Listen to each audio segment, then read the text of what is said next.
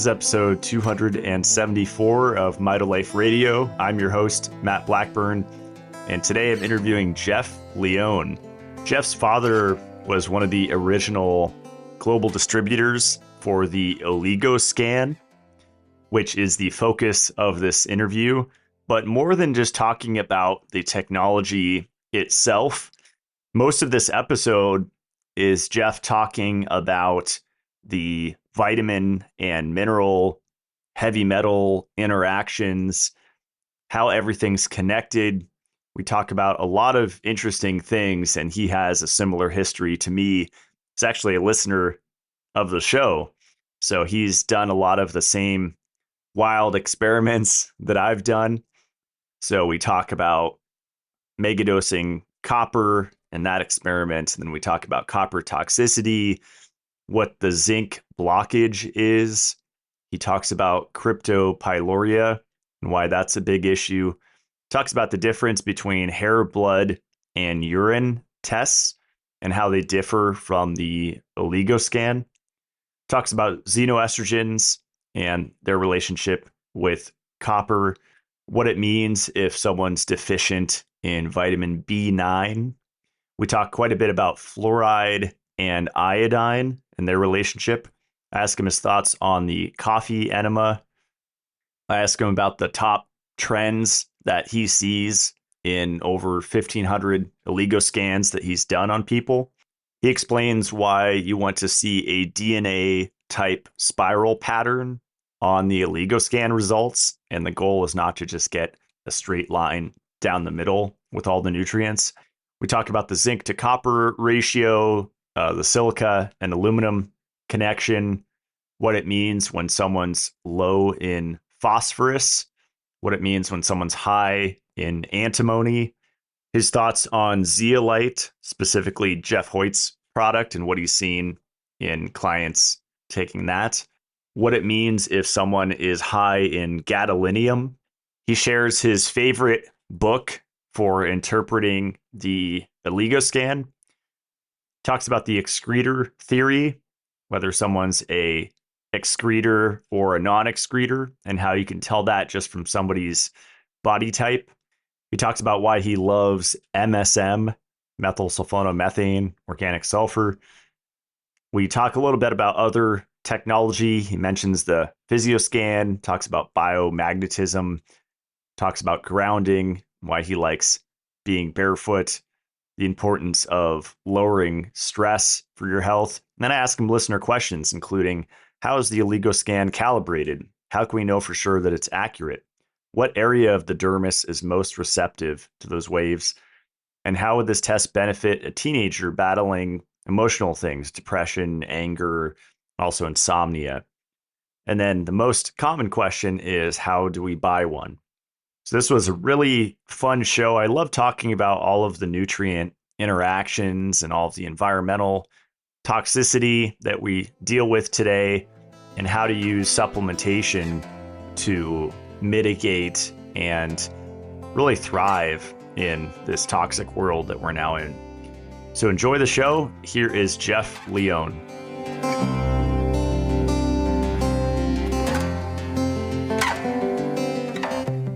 All right, Jeff Lioon, welcome to the show.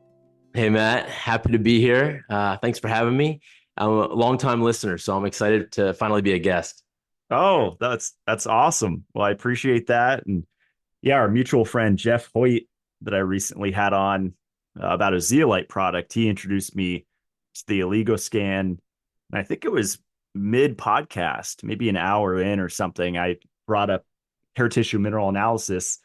And he said, oh, I prefer the Oligoscan. I actually think it's better. And, I immediately kind of in my mind became combative. So I'm like, oh, I've done so many of these energy scans in my life. They were all different every time. I thought it was BS, but I'm open-minded and I'll try almost anything, once. And so he sent me a little scanner, and after my first scan, I was like, okay, it's interesting. It kind of resonates. And then I scanned within 5 minutes and pretty much identical results. And that's very rare with instant scans like this. So I was impressed, and now I became my own little practitioner. I have my own unit and paid for a handful of scans, and I'm just in love with it. I'm obsessed. I watched a ton of YouTube videos on it, and I changed my supplement routine a little bit because of it. So yeah, I'm really excited to talk about it. Yeah, the biggest discrepancy, sometimes the test will align with a hair mineral HTMA test. Sometimes it won't. And the biggest factor regarding if it matches it or not is if the person is an excreter or not. Because excretors will be able to excrete metals, right? Non-excretors, those are people that typically have a polymorphism or like kryptopyrroluria. Those are the ones that are going to be categorized into the non-excreter status, and those people are going to be tending to hold on to metals. So we can dive deep into that. But yeah, Jeff's a great friend. We met about 2 years ago, and I really love how Jeff puts so much education about how the zeolite works and what it's doing. And I've seen, a lot of different test reports before and after, and including my own. And I find it to be one of the most effective ways to detox, along with other things, right? Because there's no just one magic pill. It's got to be a lot lifestyle, diet, environment, water. There's got to be like a multi-prong approach. But yeah, I really appreciate Jeff and the work that he's doing because it's awesome. Yeah. So it's your dad that's the main. He's been the main. Did you say global distributor of Oligoscan for the last 12 years? Do I have that right? Yeah. So my dad became one of 6 global distributors in 2012. So to kind of back up, my dad started Douglas Laboratories with his father and his brother in the early 80s. And they were really pioneers in the nutritional supplement industry. So, my father would travel the world. He was really in charge of international sales. So he traveled to Europe and Asia quite a bit, Australia quite a bit. So growing up, I was really fortunate to just have a lot of hands-on experience in terms of nutritional supplements, health. We didn't have a microwave. I would go into our library and just, he had stacks of books from practitioners and clinics that I would just read. He had Russian biofeedback devices. And when I was about 16, I really started dialing in and playing around with all this stuff and reading. But they grew that company for, 30 plus years. And in 2008, they sold to Nestle. And my dad, basically split ways shortly after that. And he had about a year or two off. And in the meantime, he met the founder of Oligoscan in France, and they hit it off. And he became a global distributor. And he's been doing that for the past 12 years. And as of today, it's just him and the founder in charge of Oligoscan. That's awesome. Yeah, it's a Yeah. really cool upbringing. I definitely didn't have that. I mean, I was around a few naturopaths that my mom introduced me to, but not really supplements. So that's a pretty cool childhood. Yeah, it's been amazing. I'm really fortunate. It's funny too because like when I remember my dad bringing home the Oligoscan for the first time, and I was in college and I scanned myself, and my test report was terrible. And I told him straight up, I was like, Dad, I don't believe this. I think this is a total scam. And I tested myself a month later, and I saw the same thing. And it was really my wake up call. It was at first I just didn't believe it. And then I saw it again and I was like, maybe there's something to this. I maybe need to explore a little deeper as to why this is showing up the second time. So that really started me on my journey. I've been scanning people for the past 8 years. I've done over 1,500 plus of these tests on people. And we'll go over, some of the reasons why I think this thing is spot on. But it's an incredible test. It's really an incredible test. I want to read this quote because every new clinic that comes on board, I read this quote to them because I really believe in it. And this clinic in Denver, somebody asked them about, can you tell us about the accuracy of the Oligoscan? And she said, if I had a clinic, I'd still be using it to motivate my clients to detoxify. In regards to accuracy, I can say it's 50% correct, 30% close, and 20% off, but such is life. Nothing works for everyone. I assume the difference is where toxins are stored, how fast the body handles different toxins, and your DNA how DNA supports different detox pathways. And I love that because I think it's so true. Everybody is so different. Interesting. Yeah, that's a Yeah. really cool quote. Yeah. Yeah. Yeah, because people might think it's all or nothing. It's 100% accurate or 0% accurate, but Yeah. that's not human existence, right? There's gray area. Exactly. Yeah. And that's been kind of my focus, is exploring that gray area and understanding why something is showing us low, why something is showing us high. Awesome. So it's using something called spectrophotometry. Is that right? And that's a real science that's used in labs, right? Even before the Oligoscan came around. Yeah, Otto Warburg won the Nobel Prize in like 1938 using spectrophotometry. It's been around for a while. It's used across multiple different industries, and basically what it is it's shining the full visible light spectrum of light. So from in our case, we're using 200 to 800 nanometers of the full visible light spectrum, and we're shining that 4 millimeters in the dermis of the skin. So the concept to understand is that every mineral and metal is an element. Every element has this thing called an atomic emission spectra, and that's what that particular element absorbs and reflects light at. So what we're doing is we're measuring how much light is being reflected and absorbed in the tissue of the skin to give us an idea of the bioavailability of particular minerals and toxicity of particular metals.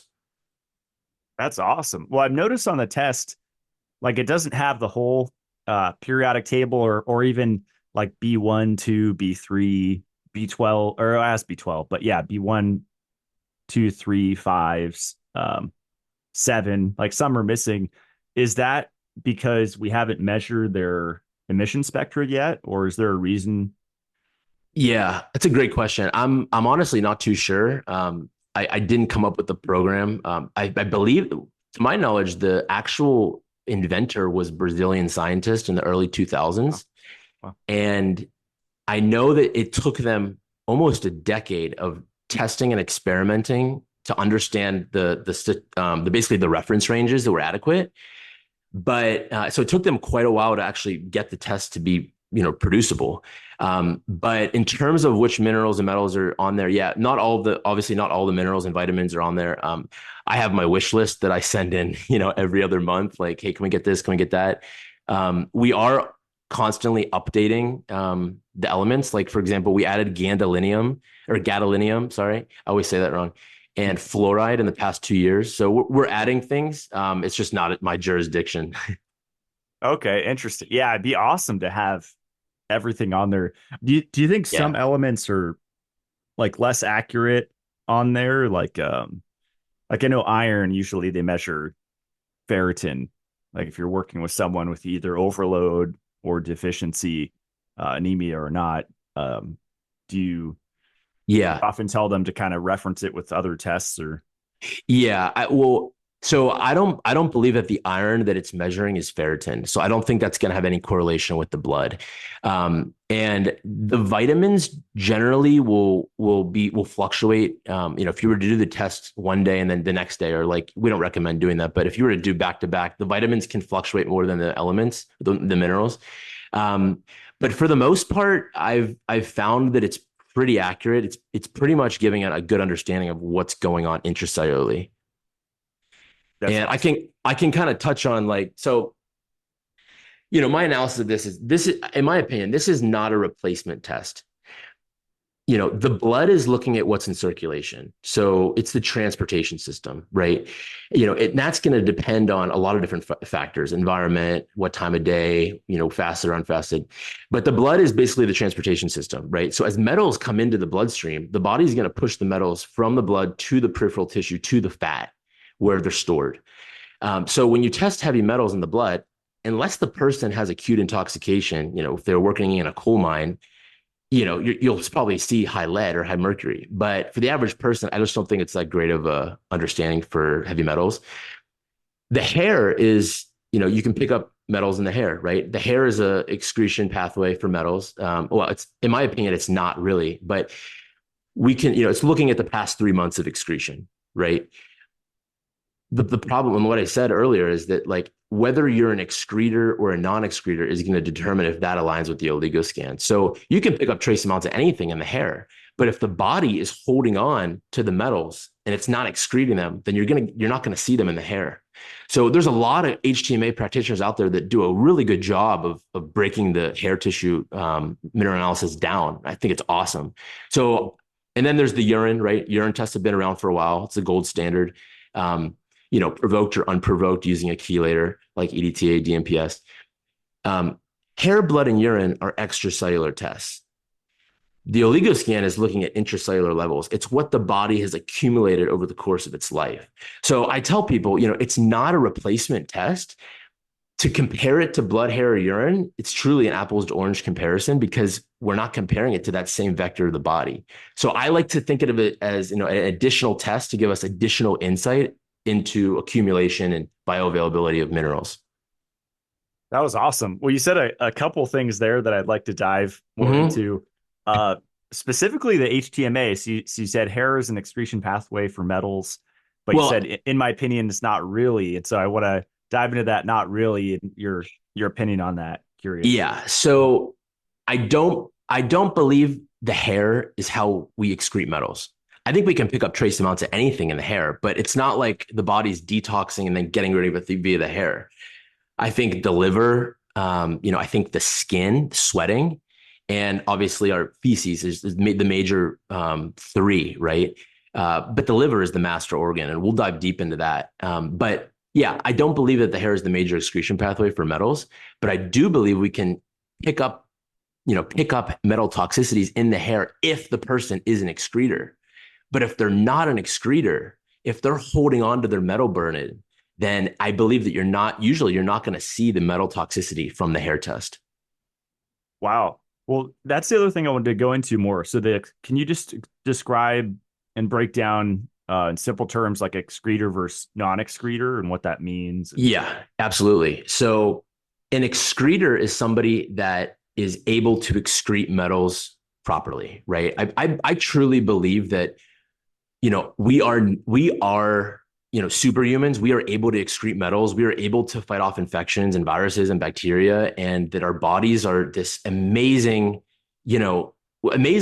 system that's able to get rid of a lot of this stuff.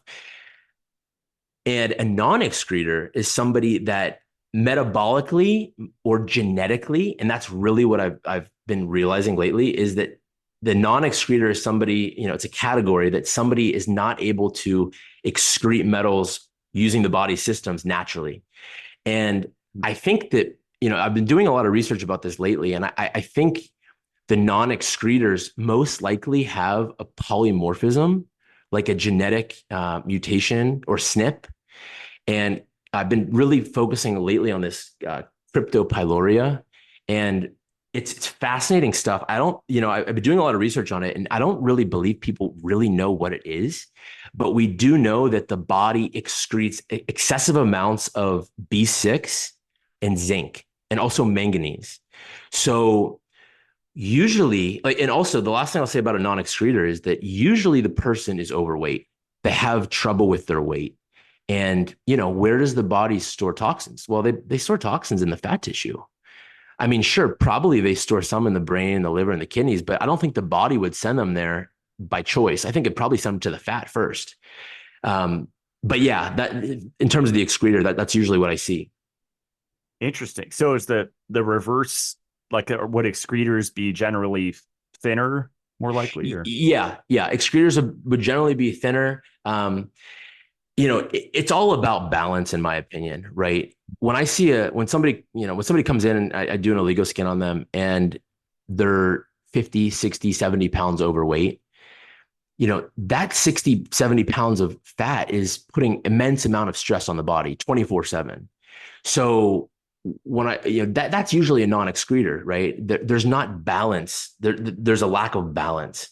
So I believe that these genetic polymorphisms or SNPs are playing a role in the body's ability to detox metals.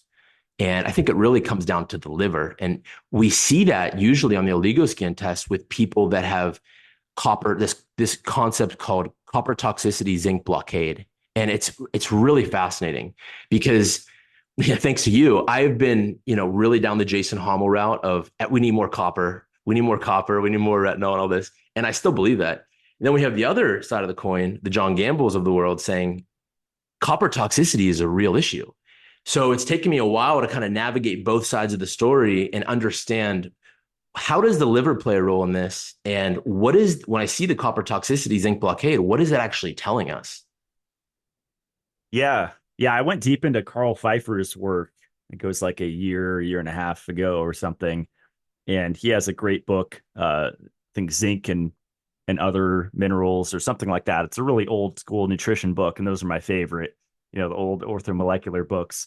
Yeah. And what's interesting is in that book, he talked a lot about copper toxicity, but he, highlighted zinc, obviously, but also B6 and how that, and Y- it's interesting you mentioned the B6 zinc and manganese excretion. Yeah. And how that ties into the Yep. cryptopyrroluria. Yep. So when I see somebody with copper, my protocol, and by the way, I'll say this now, I'm not a doctor, so I'm not giving any medical advice. Go see a doctor, a professional. I'm just a free thinker. I've been trying to connect these dots for pretty much my whole life, but the past 8 years specifically. But when I see the copper toxicity, the first question I have to ask is, you know, if you're a female, did you have a copper IUD? Did you swim in a lot of chlorine swimming pools growing up? Do you have a shower filter? How long have you had it? Do you drink municipal water, city water? Because I want to understand the chlorine, the fluoride aspect. And copper can come from chlorine swimming pools. And what Mr. Gamble's been figuring out is that in Australia, the copper pipes are actually leaching. The fluoride is having this effect with the copper pipes, and it's getting in the water. So the first task is to identify, did the person have copper exposure at some point? You know, and then the second thing to really try to understand is, is there are there other possibilities for symptoms? Like, what is the person experiencing? So I have everybody fill out a questionnaire before they do the Oligoscan test, and I have all these different questions like, where'd you live? What'd you eat? Where do you grow up? All these different questions, exposures to toxins, amalgam fillings, how much do you sweat, exercise? Because I need to look at the Oligoscan report, and I need to look at this questionnaire and understand how the two align. Because I'm the investigator. I'm trying to understand what the test report is telling me, but I can't just look at it and know. So I use those guides to kind of help me. That's awesome. Yeah, there's just a million things to talk about this scan, right? Like all Yeah, the different yeah. I know. If interconnections with life, and yeah, it's I start jumping off, just pull me back in. no, it's all good stuff. Yeah, I grew up swimming in chlorinated pools and jacuzzis, and going to the water park every single summer, several times, and I definitely got hit heavily with, I'm sure, fluoride topically, drinking it, chlorine, Yeah. and the copper. And I was not aware that you can get copper from swimming in chlorinated pools. That's fascinating, and that kind of connects more dots for me because I was mostly vegetarian for the first 3 decades of my life, and so I wasn't getting any zinc. Then you add in Yeah. a bunch of copper.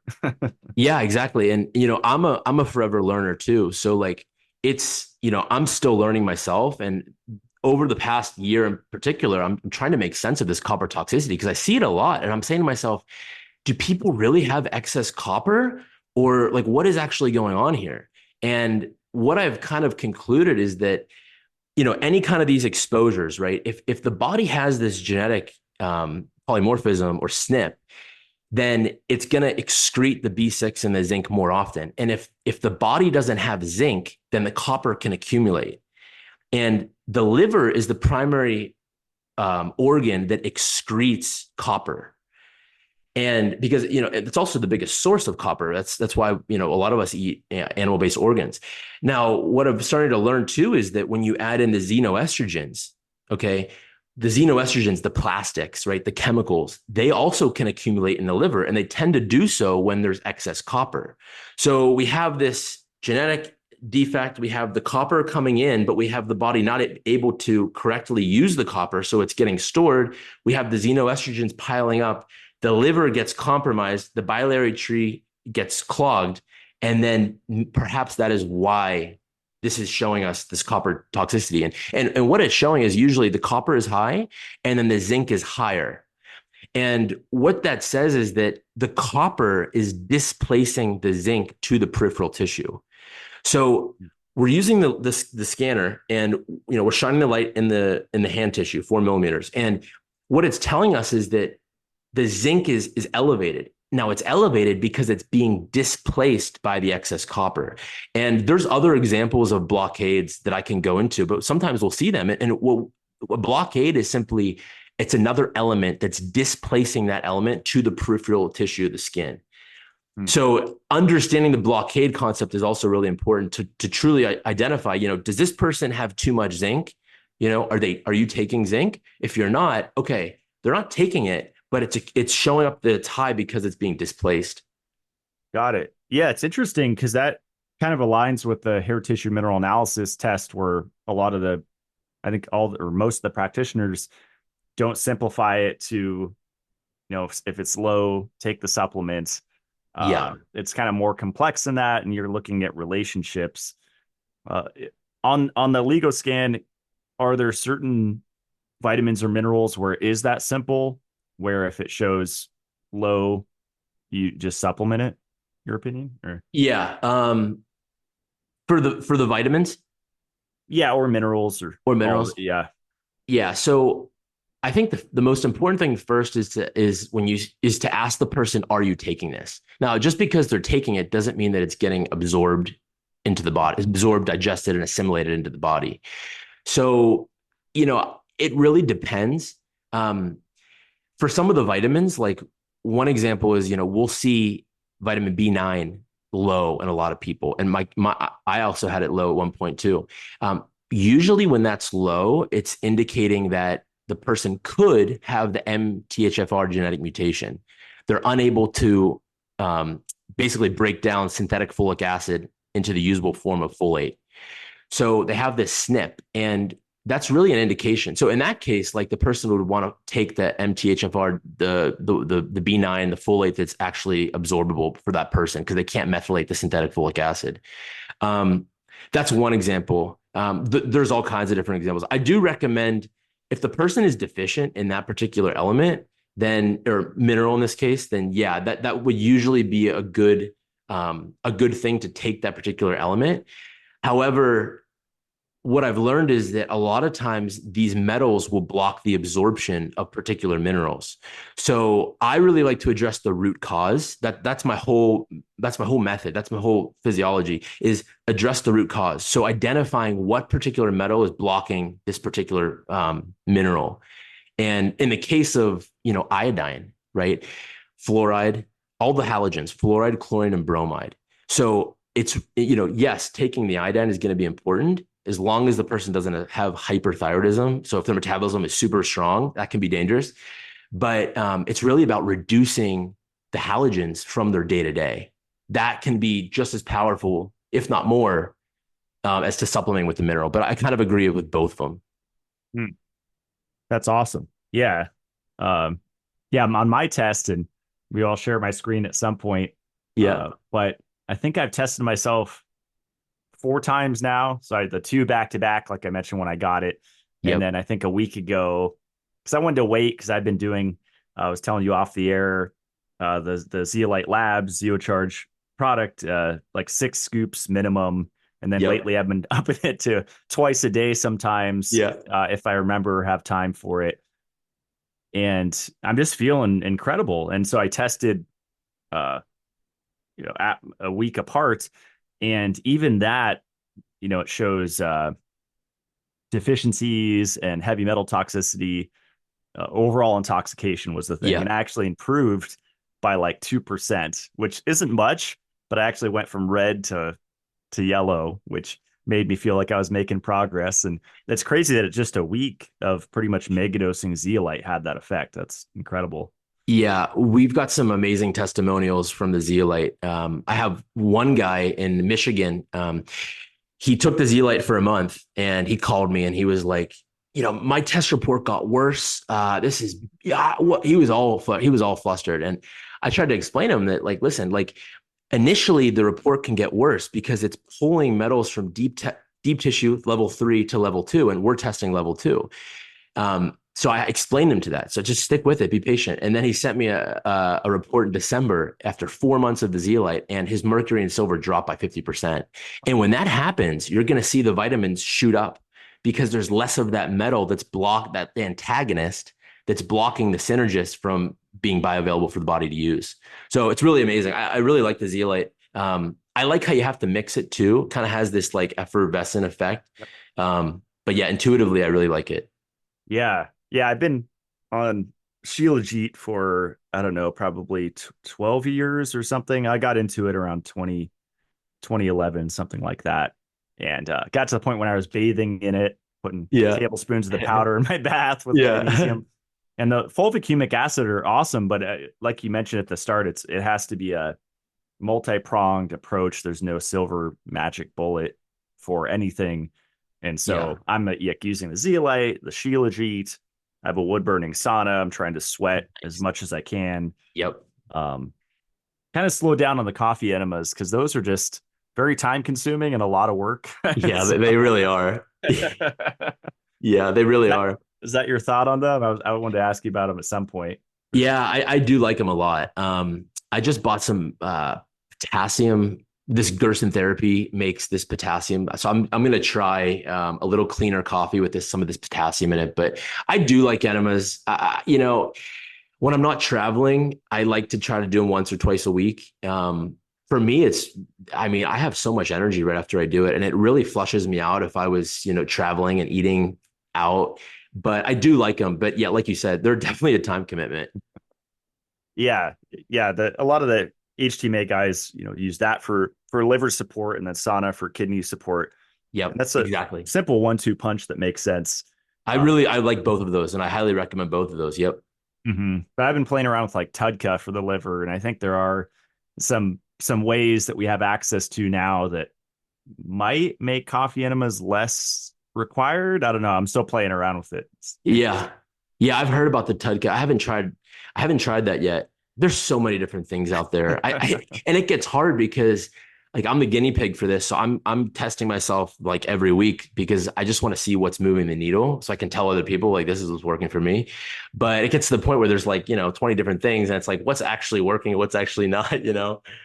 Yeah. Well, I wanted to ask you, so you said you've done over 1,500 scans on Yeah. people. Is Are there certain patterns that you've caught on to where, let's just say 90% of people you scan have, like, say, low magnesium or high aluminum or something like that? Or Yeah, absolutely. So I made this presentation that has the top trends that I see. And the most common ones are, for the vegans, it's going to be deficiency across the board. You're going to just see overall deficiency in terms of minerals and metals. And what's interesting is you actually see a little bit higher metals. And I believe it's from the phosphate fertilizer industry. It's contaminating with cadmium. And cadmium is one of the most prevalent metals that I see in young people, cadmium and aluminum. Yes, aluminum is everybody's got it. It's everywhere. It's in cookware, it's in acids, it's an antiperspirant, and that's the big one. I think when I scan somebody and their aluminum is red, first question I have is, do you use antiperspirant? I'd say like 60-70% of the time it's a yes when it's red. And people have to understand that, antiperspirant means anti-sweat.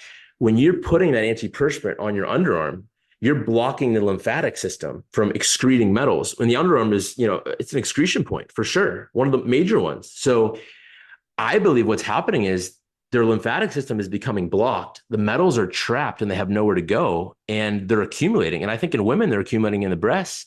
And, does that have a correlation with how much, breast cancer we're seeing today? So aluminum is definitely an issue. And the big thing with aluminum is breaking a sweat. That is the major way that we excrete aluminum is through our sweat. So when you ask somebody when their aluminum is really high, do you have a hard time breaking a sweat? Almost always it's a yes. And that tells me that, yeah, the major excretion method for aluminum is not happening because they're not sweating. that makes sense. Have you Yeah. ever gone down the tobacco smoking cadmium rabbit hole? Because you search it on PubMed or whatever, cadmium cigarettes, cadmium tobacco, Yeah. and yeah, I guess tobacco has an affinity for cadmium in the soil. Uh, so it's Yeah. definitely something to know if you're using nicotine for Yeah. the mitochondrial health benefits, which is incredible. there are downsides that you have to be aware. I mean, let alone the vitamin C and vitamin E part. Yeah. Well, absolutely. Cadmium is definitely found in smoke. And yeah, the plant itself probably has an affinity for cadmium in the soil. And a lot of these plants do. That's another reason why the aluminum, in my opinion, it's being found in the rainwater and it's affecting the growth of the plants. So I really believe that our plants are under attack, from the rain, from the geoengineering.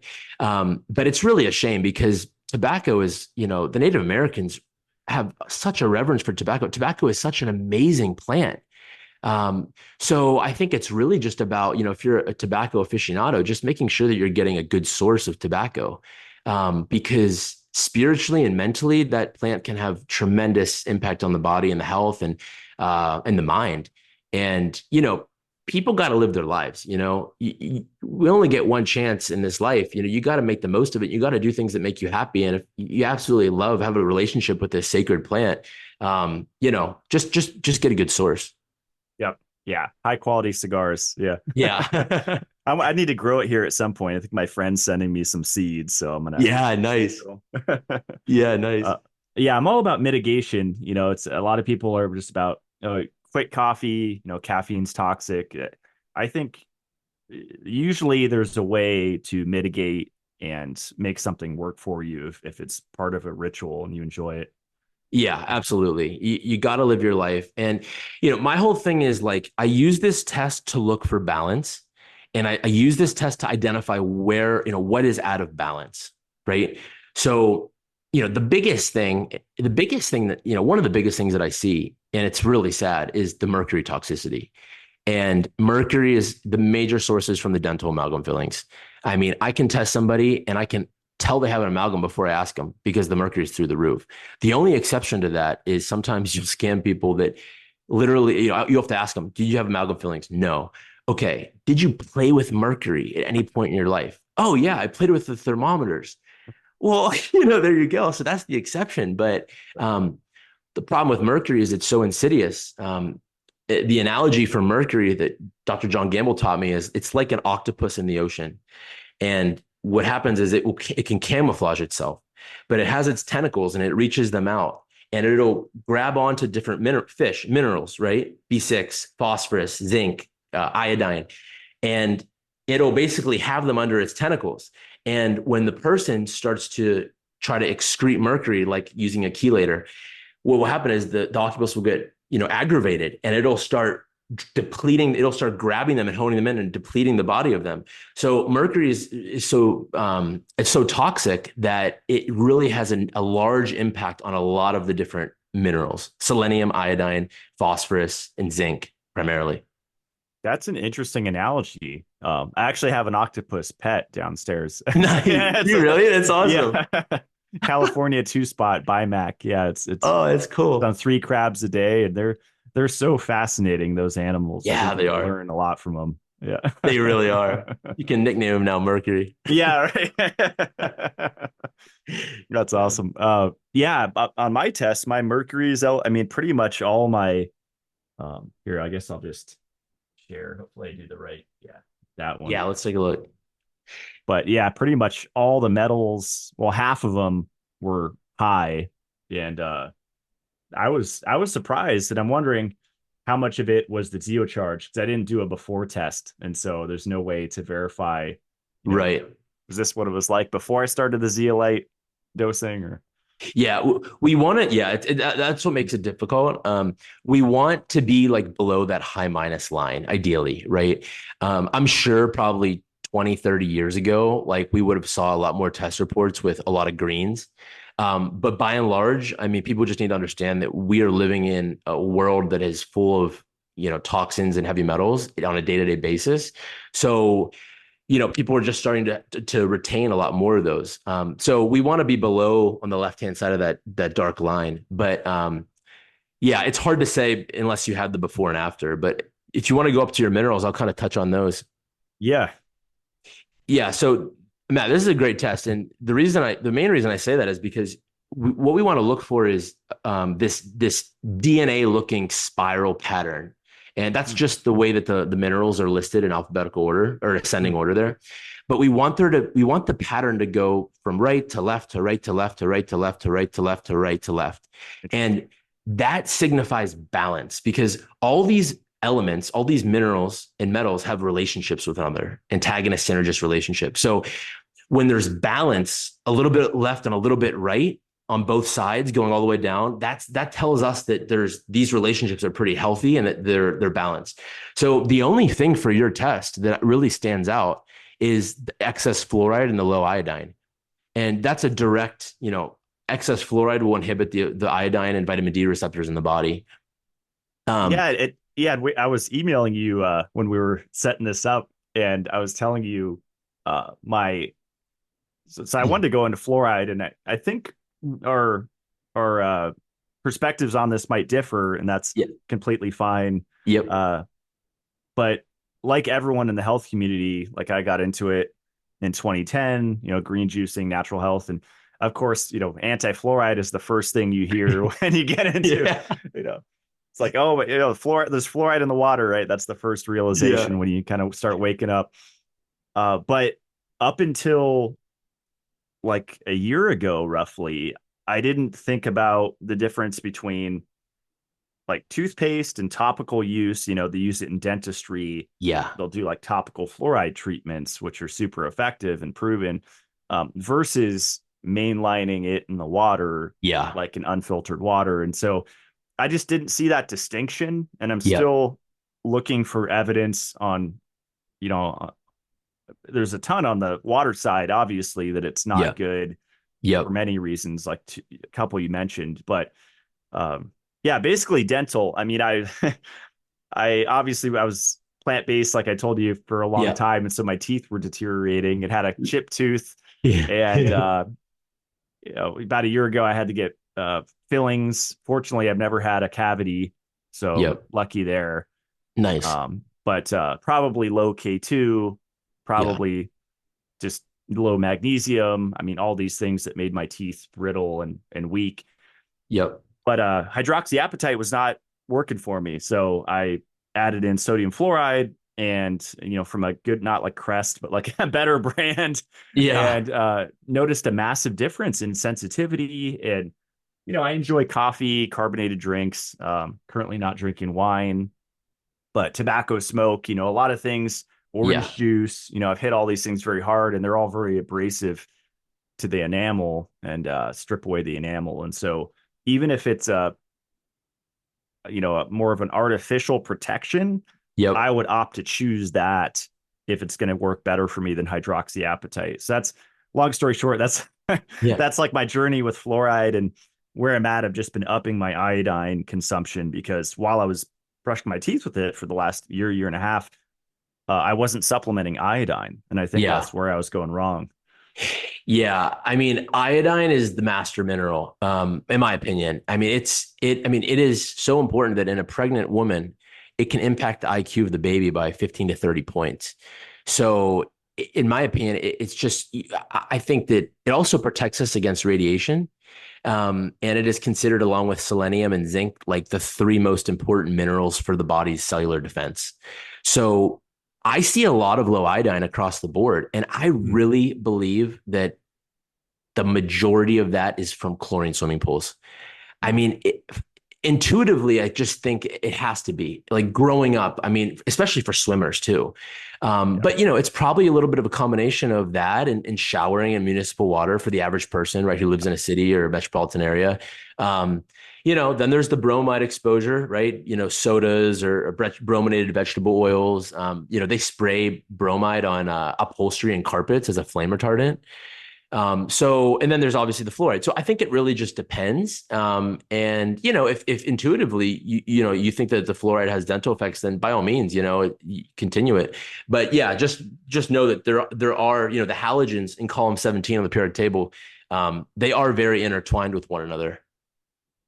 Absolutely. Yeah. I'm curious to see. I think I'm on roughly 20 milligrams of iodine a day, and I kind of split it up.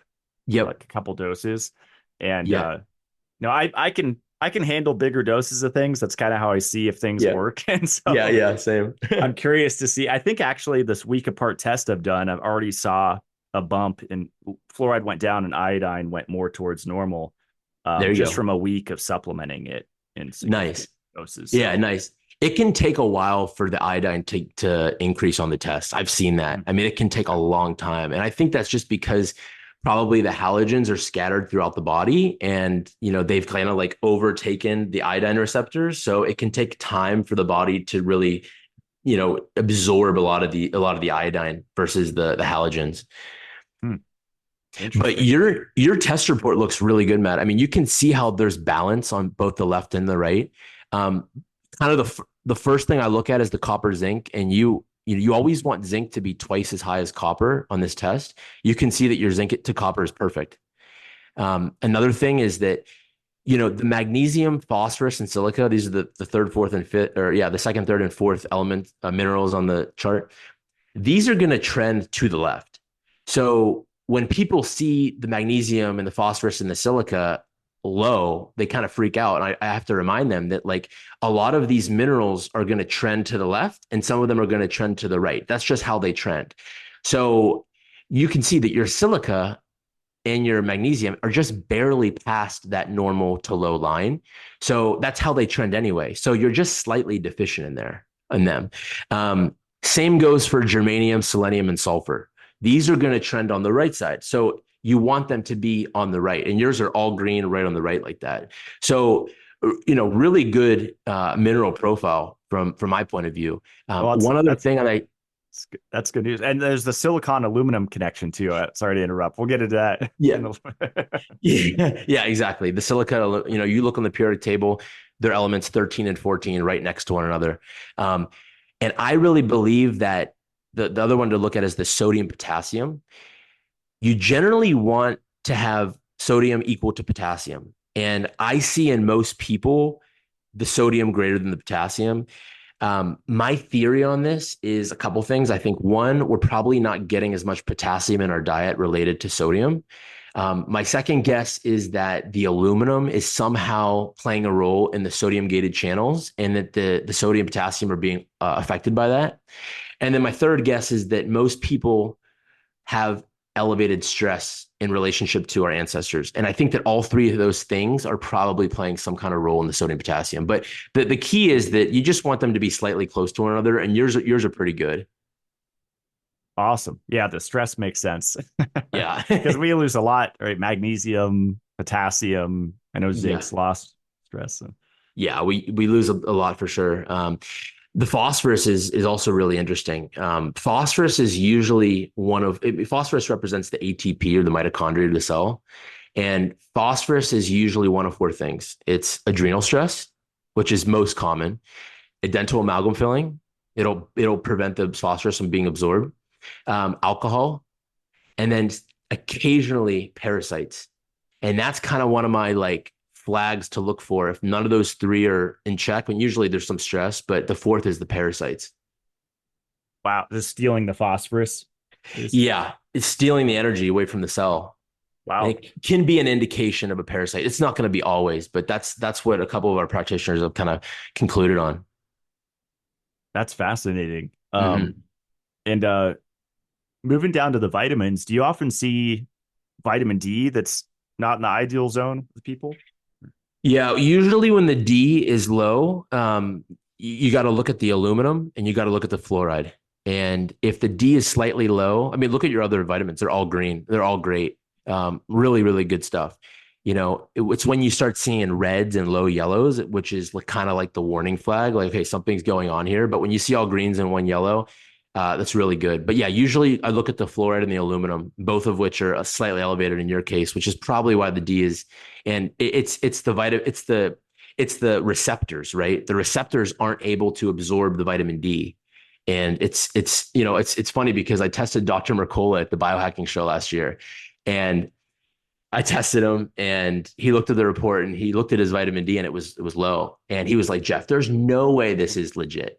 And because he was telling me, I tested my blood and it's 150. I got the highest vitamin D levels at anybody at this show. And I said, Doc, I'm not going to argue with you. You're one of my mentors. Like, I look up to you. I don't know what to say. He left. He was the first one at my booth the next day. He says, Jeff, I know why my vitamin D is low in your test. I go, why? It's because the mercury. I had an amalgam filling, and I know that they did a bad job removing it. And we know that mercury will affect the vitamin D receptors from absorbing the vitamin D and the iodine.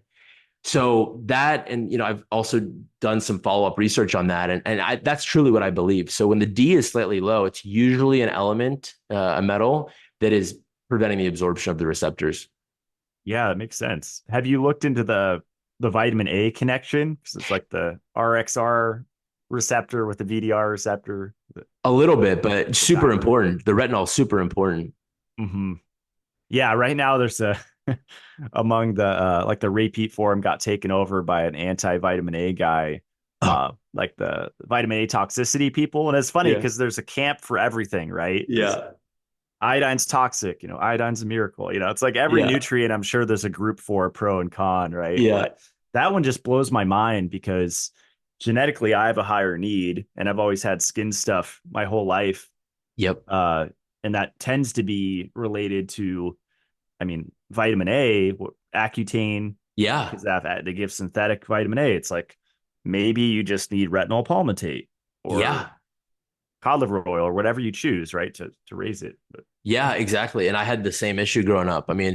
I was like so against Accutane. I did not want to put that in my body. I was so against it. And finally I was living in New York City and I was like, I got to try it. It's the only thing that I believe will work. And sure enough, my gosh, it cleared up my skin like crazy. And it's really stayed that way for now too. So, but it's interesting, right? If only we were to take the cod liver oil or the true form. And I think I did play around with that, but I don't know if I like macrodosed it like I maybe should have. Yeah. Or maybe organ meats were just better. I don't know. I've been playing around with retinol palmitate because the polyunsaturated fatty acid, I don't know where you're at with that, but I've gone so deep into lipofuscin and that could definitely contribute to that chronic condition. So that ages us, but absolutely no. I love your research. I love your vitamin E. I've been taking it. I love it. Awesome. And it's such an important vitamin too. Yeah. I was actually talking to my really smart, like biochemist friend last night while I was smoking a cigar. And I always have fun conversations. And we were talking about the relationship between C and E. And a lot of people, like I thought it was a one-sided relationship where, when one's spent and donates the electron, the other one regenerates. It's actually bidirectional. So they can actually replenish each other, which is fascinating. Wow, that is fascinating. Work together. Interesting. Yeah. So yeah, it's I think it's alpha tocopherol donates an electron. It becomes like toxopherol or something. And then vitamin C gives an electron and then it could be used again. So it's, because I get the oxalate scare all the time with the vitamin C, and it's funny to see mine at almost 100% because I've been just trying to keep it chronically elevated because I feel great taking it consistently. Wow, that's a great anecdotal story there. If they're both connected, I think a lot of these vitamins and minerals and elements are related, and that's why I love this because I'm constantly seeing new patterns and what works and what doesn't and symptoms. And it's just super fascinating to kind of keep connecting these dots because I think there's so many that are intertwined. Yeah. It's a really fun test. And I'm already trying to scan anyone that comes to my cabin. Like I have my friend that helps me with dirt work here on my 20 acres. And as soon as I got my own machine, I dragged him in the cabin. I'm like, you got to do this test. And we tested him and he's had a lot of exposure. Working on heavy machinery, building parking lots and stuff. And just working a lot of rugged jobs. And so his metals were just off the charts and he had not started the zeolite. And so I'm trying to get him on board with everything. And it's fun to scan other people and make those connections, right? It really is. Yeah. And it's interesting how the metal toxicities, they really do stand out in people that have had working in chemical plants or, biological dentists, even dentists that didn't have the amalgams, but they were around it all, taking them out.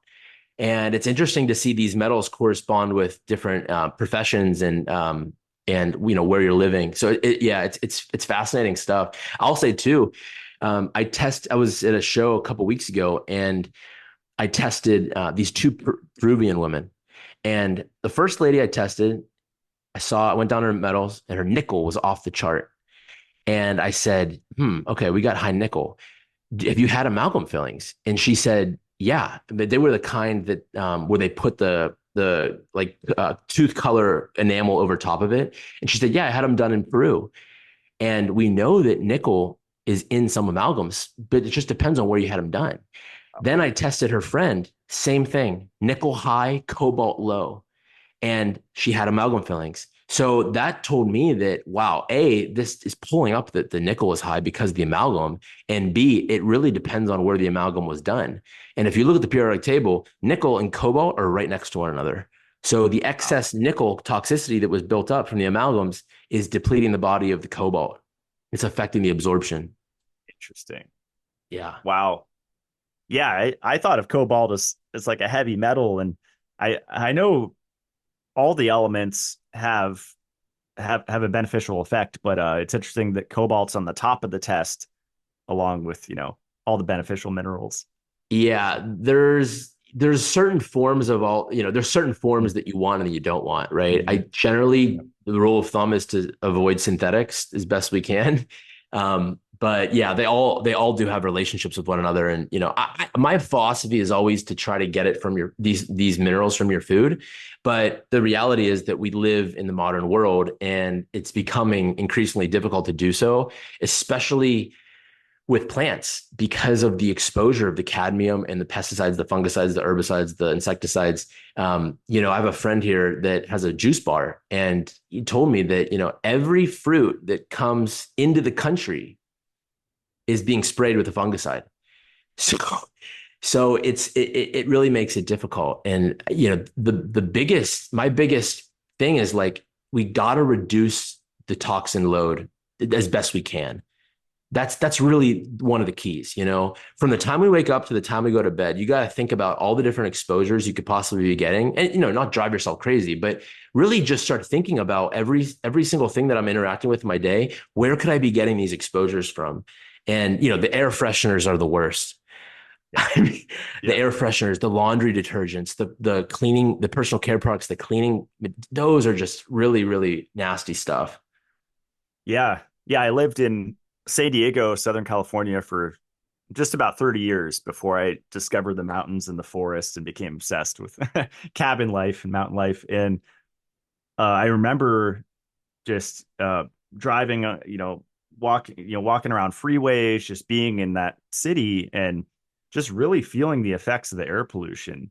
Yeah. And over the years, I just started ramping up my supplement intake because I knew that was protecting me from, just all the stuff in the air. Like earlier, you mentioned geoengineering, which, our skies look different than they used to look, right? Yeah. Talk to our parents and grandparents if they're still around, and we didn't have these things in the sky, and just connecting the dots. I mean, if you see high aluminum in most people, yeah, it's coming from a lot of places, but I mean, I've been in natural health for 14 years and I have pretty high aluminum. It's interesting, right? Yeah, it's interesting. Yeah. I mean, aluminum is one of the lightest metals. So, it's used in a lot of industry these days. And, the cans and what they're spraying the can with before they put the beverage in it, whether that can is sitting, outside in the sun on a loading dock, you have no idea. When I test people, sometimes I'll see common trend that I see is the iodine low, the chromium low, the boron high, and the person is overweight. They have a hard time losing weight. They have all kinds of hormonal issues. And then I'll go down to the metals and I'll see the antimony through the roof. And I'll ask the person, do you drink a lot of water in plastic bottles? I mean, I had this lady in Florida. She said, yeah, Jeff, I've been living on a ranch in Florida for the past 10 years. I've drank bottled water, and, Florida's hot, a lot of sun. That plastic is leaching into the water. And antimony is found in PET plastics in BPA. And that is that is a xenoestrogen. And the xenoestrogens will basically wreak havoc in the liver, especially if the person has this copper toxicity. So antimony is one that I always look for, and it'll affect the iodine levels, and there's a reason why she can't lose the weight, and it's most likely because of the toxicity that's playing this impact on the minerals. Wow. Yeah, the microplastics, that's such a tough one. And I'm transitioning. I think half my Mitolife line now is in the bio bottles. So they're biodegradable essentially in landfills. Nice. And I only have one other buddy that's doing that. And it's more expensive and people complain about my prices, but it's like, Yeah, it's a couple dollars more per product to do that, but it's worth it to it's worth it. lessen the amount of plastic that's going into our environment. Uh, It's but worth it. but it's interesting what you said about the antimony. Yeah, uh, before I had my company, I was at like a Run for the Cure cancer event, and they have the pink ribbon thing, little Yeah. events, and they had the bottled waters sitting on that picnic table out in the noonday sun, and I was just trying not to pull my hair out seeing that. So I'm like, do you guys see the irony here of what's happening? It's ridiculous, man. I mean, it's you travel on a plane and you get the little cookies and trinkets, and it's just like, gosh, they're really trying. But Yeah, but I think, I mean, back to the aluminum cans, I think it's fun to try different, there's a million different like little fun health elixirs that companies are making, and most of them are in aluminum cans. yeah, But I think if I had the choice between this and drinking out of plastic, I would go for the aluminum because you can sweat, you take silica, I mean, there's all these different things you could do to help excrete it, right? Versus plastic, it's a little harder to get out of the body, right? exactly. Yeah. And the paper, you see the boxed water. And I don't know about if they do this one with the water, but I learned that those Tetra packs, the boxes, they spray the inside of that with polyethylene a lot of the times. That's what I heard. So again, the plastic component. Now, I don't know what they're spraying the cans with. I would assume something, but maybe nothing. But yeah, I mean, it's that catch 22, right? It's like you got to live your life. You got to make your own decisions, but I think you want to Yeah, shoot for glass when you can. right. Yeah, and maybe experimenting too, like with the Oligoscan. See if you can mitigate it, right? That's what I'm currently doing. Yeah. Keeping my fluoride toothpaste, keeping my cigars. And I'm going to see over the next few months if I can. And I imagine with megadosing zeolite, I mean, yeah, it's kind of pricey, but Yeah. if I can do it, that's probably a way to bring everything down. I'm curious with the zeolite, have you seen people like with my metal load where, half of them or three quarters are high, megadose the zeolite and then they come down within a few months, or does it generally take like several months? That's a good question. Probably one better for Jeff Hoyt, because a lot of people send him the testimonials. But I will say that it reduced my aluminum significantly. At one point, I had all my metals below that line, and that was directly after taking Zeolite. Now, since then, I haven't been on it as religiously as I was in the past, but I really think that it's a combination, right? You have to use it with the sweating. You have to use it with the reduction mentality of reducing the intakes.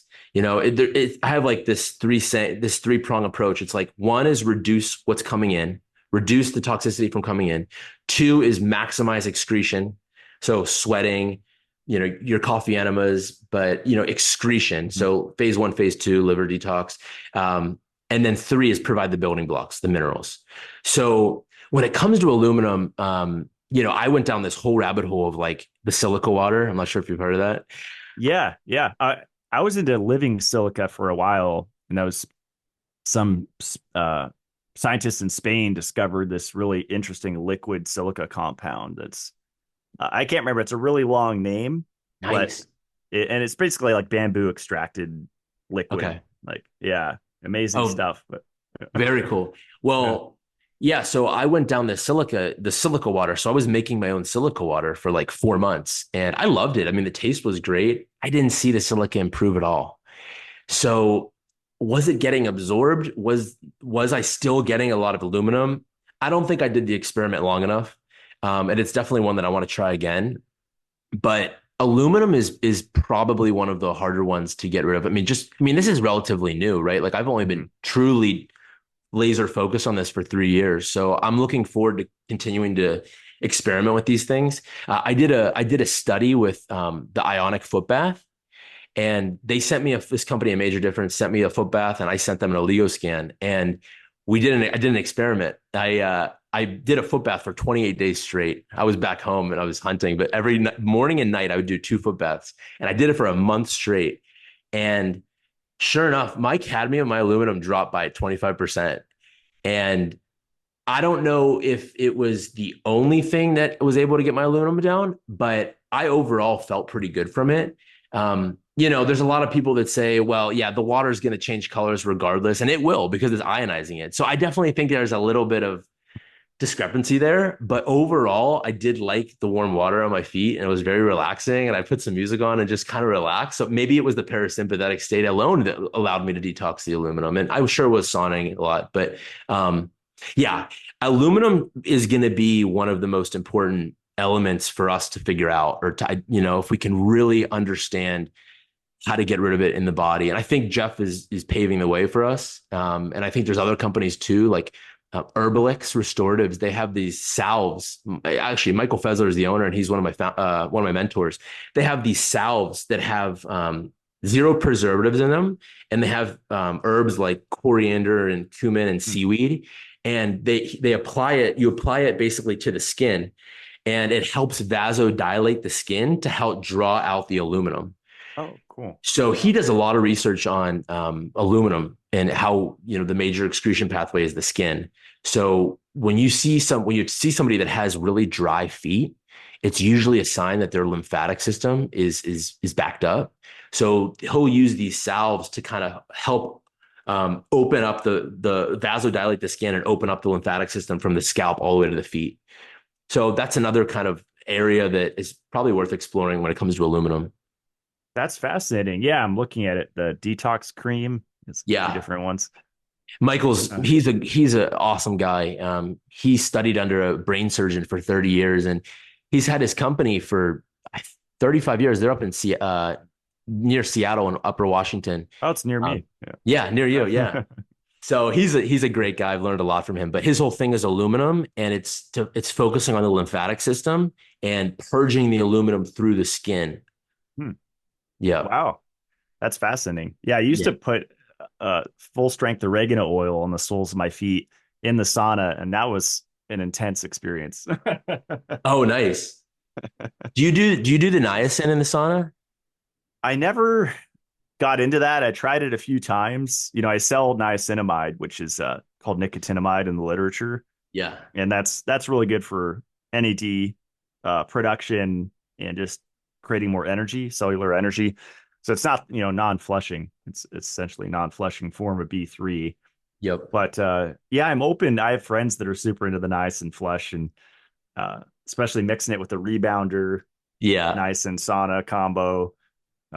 I think it's one of the most affordable ways from what I've heard. I just don't have personal experience with it. Yeah. I was just curious because I heard Dr. Selig talk about it, and I tried it once before I went for a run, and like I was like hyperventilating. It just like flushed me like crazy. Maybe I took too much, but I was Yeah. just curious if you've ever experimented with it. Yeah, I think the first time I bought a supplement where it was like a megadose per serving, and it was like 700 milligrams, I think. Yeah. It was really intense. It was like a Yeah. full sunburn for 40 minutes. Yeah, it can be a lot, but yeah. Um, let's see. What else did I want to get into here? Oh yeah, the ratios I wanted to talk about. So on the Oligoscan, as you scroll down, there's just so much information, and uh, it reminds the HTMA. So you have the calcium to magnesium ratio, calcium to Yep. phosphorus, calcium to sodium, copper to zinc, which you already talked about. Is it pretty similar philosophy to the HTMA with these ratios, or? Yeah, yeah. The ratios are for example, the calcium magnesium. It's just looking at your calcium result and it's putting it over your magnesium result. And you can click on any of those ratios when you're in the platform, and you can read about each one and kind of what it talks about. Um, and yeah, so it's basically just looking at the raw data, and it's putting that in relationship to the each of the ratios. But yeah, very similar to what hair tissue mineral analysis is saying. Okay, right on. Yeah. Yeah, it's funny to see magnesium deficiency because I haven't been doing as many baths. I'll put in 16 pounds of magnesium chloride and I have a big bathtub. Nice. With the lodestones. Yeah, I've been Yeah, following. yeah. Yeah. Nice. Yeah, it's the ultimate bath. I mean, sometimes add Shilajit. My cats actually come and drink out of it while I'm in there. It's Yeah. hilarious. Uh, Nice. Magnesium, it like I said, it's going to trend on the left. So mhm, I don't believe the goal is to get it on the right, because that's just not mhm. how it trends. So I think there's probably like a limit that the body's like, okay, like maybe we're not going to absorb even if we have it. But I remember meeting a doctor at A4M, and he told me that the only way to really get the magnesium higher is injecting it. But I'm not a big injection guy. Yeah, I like to true. I'd rather take an Epsom salt bath. I mean, that to me is a lot more effective. So I always trend on more the natural side. Yeah. Yeah, I don't like using needles if I don't have to. Yeah, yeah, In the past, experimented with like procaine hydrochloride. I mean, with just a thick needle and in the gluten, it was just never enjoyable. yeah. Sweating every time I was doing it. I'm like, this is not worth it for the anti-aging benefits. Yeah, I know. Yeah, I Uh, know. and then there's all these like potential issues. So it has like predisposition to diabetes, to allergies. There's like acidosis one. Do you find those to be pretty accurate? Yeah. So here's what I tell people when it comes to the physiologies, right? There's like 10 indexes there. There's four on the top. I usually save this for the last thing I do, but these are just indexes. And in each one of these indexes, there's specific 4 or 5 different elements that are the most important.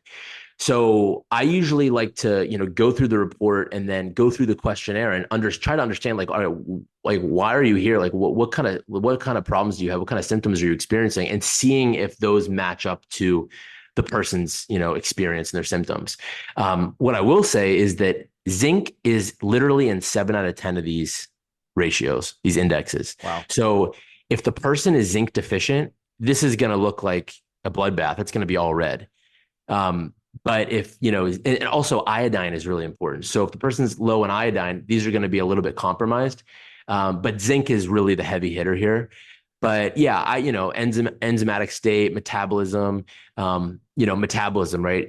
Looking at the chromium, if the chromium is really low, then, and the iodine is also really low, and the zinc is low, then the metabolism is usually going to be affected. So I usually like to use them as kind of a reference and just kind of help understand, does it align with the person's test and, symptoms?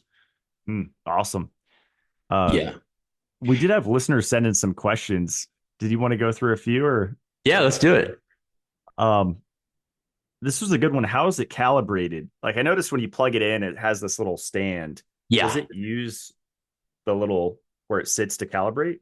Yeah, you want the device to be on the calibration plate when you plug it in.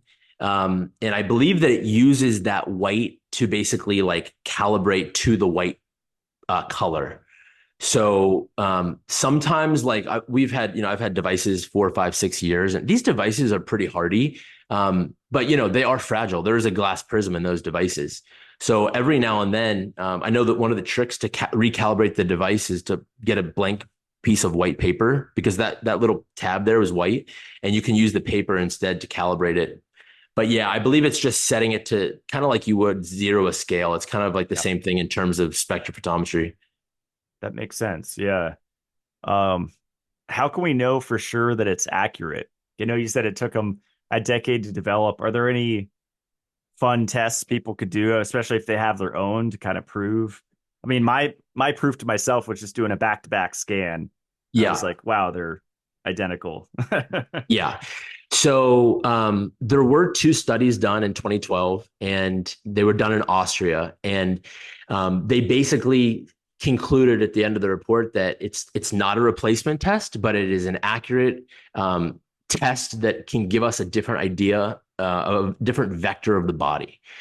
So we've had a thermography center write a white paper, and we've had other, what do you call it? Like little mini clinical cliff note versions of doctors verifying it. But so there's that. And then there's I personally want to verify it, right? Because I have to believe in this. I want to make sure that this is legit. And for me, my own personal verification is that the amalgam fillings, I mean, you test somebody that has an amalgam filling, the mercury's high 9 out of 10 times. That's one. The nickel too. The aluminum, the gadolinium, right? It's the contrast agent that they're using in radiology, the MRIs. I mean, I see it should be low. Gadolinium is a rare earth element. I mean, it should be practically low and green on the Oligoscan report. When you see that high, my first question is, have you had an MRI in the past 10 years? 9 out of 10 times, it's a yes. And sometimes you have to really ask somebody, okay, are you sure you didn't have anything with contrast? And then, oh yeah, that one time I had my knee looked at, they use contrast. So there's that. For me, it's been mercury, it's been gadolinium, the antimony, the plastic water, the fluoride. Now, the iodine is another one too. Now, I mentioned this concept of the blockades, right? Mm-hmm. And you'll see blockades in, selenium sometimes. You'll see it in lithium sometimes. I recently have seen it in iodine, and I'll share a quick story. I have a really good friend. He has a beautiful family, and his son got diagnosed with a brain tumor, and he went to the end of the world to try to, meet with all these doctors to try to save his son. And he did a hair test and a urine test. And in that hair and urine test, they determined that the cesium was off the chart. Now, cesium is radioactive. I met him. We did an Oligoscan test, and his iodine was off the chart red, blockade, right? And I asked him, I said, is there a moment in time when you can go back to understand where this started, where the source of this problem? And, oftentimes it's usually a combination of things, but he told me that they were in California on the coast, and they caught mussels, and they made a campfire at the beach, and they cooked the mussels. And he said at that moment, after that, the kid got sick, and that's when everything started to go downhill. And, the free thinker that I am, in my mind, I'm thinking, okay, mussels, California, West Coast, radiation, cesium, Fukushima, some kind of parasitic, microbe or whatever in the mussels. And, the iodine is blockaded in the Oligoscan test. So we don't test for cesium, unfortunately, but we test for iodine. And when you see the iodine blockaded, that tells me that possibly this mussel had some kind of radioactive cesium in it, or the cesium was somewhere and that was consumed, and the cesium is displacing the iodine to the peripheral tissue. It's blockading the iodine. So that's just a theory, but it's things like this that I have to really try to understand and connect the dots. And that's why I said at the very beginning of this, I read that quote, and I truly believe it. I truly believe it. It's not a perfect test. We're not measuring the brain. We're not measuring, the liver. The only way to truly do that is going to be to take biopsy of that tissue and compare it to the Oligoscan. But nobody wants to get a lobotomy. So it's just not realistic. So that's why I try to work with what I got and try to connect these dots. And, oftentimes it will reveal things that, maybe we don't want to see, but we need to see. And that was my case. When I first tested myself, I was completely deficient.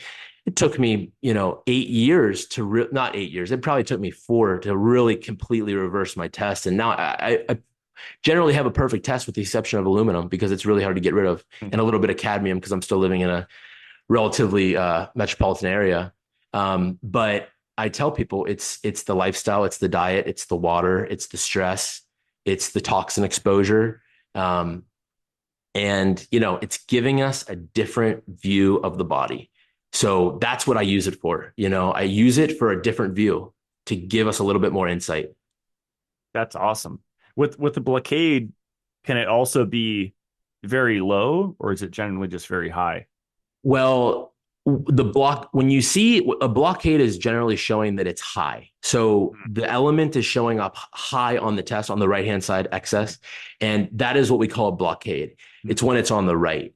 When it's super low, that's a deficiency. Now, in theory, according to John Gamble, a blockade is actually a deficiency because the even though it's high in the tissue, so for zinc, for example, even though the zinc is high, it's not where it's artificially high because it's being displaced. So there's excess copper that's displacing the zinc, but the zinc is not where it needs to be. So he would say to supplement with extra zinc to help displace the copper, and the zinc will actually come down. So it's actually kind of counterintuitive, but in my opinion, it makes the most sense. That does. Yeah. Interesting.